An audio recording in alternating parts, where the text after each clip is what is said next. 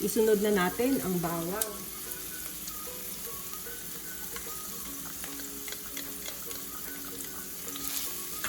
Pwede na rin nating ilagay yung kalahating chicken cubes.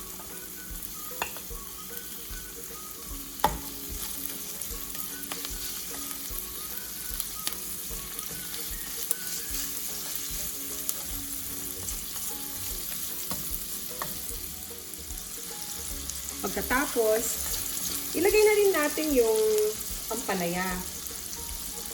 Hinugasan ko na siya para maalis yung asin.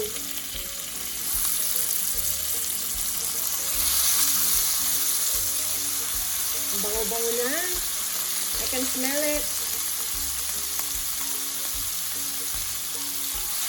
Haluin lang.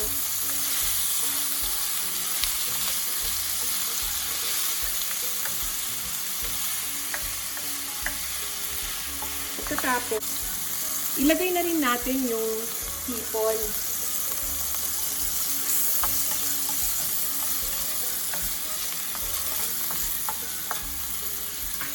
Pagkatapos, lutuin na rin natin yung itlog.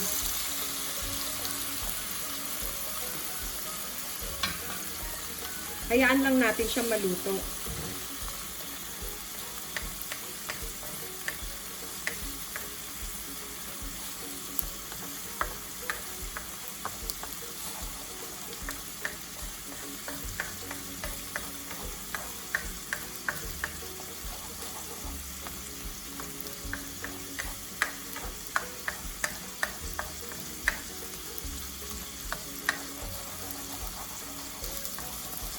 Pwede na nating haluin yung ampalaya.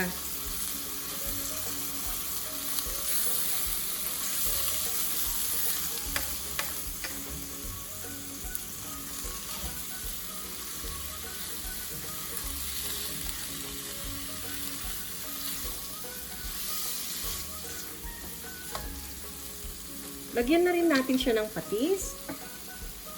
Let's put around 1 tablespoon. But you can season this according to your taste.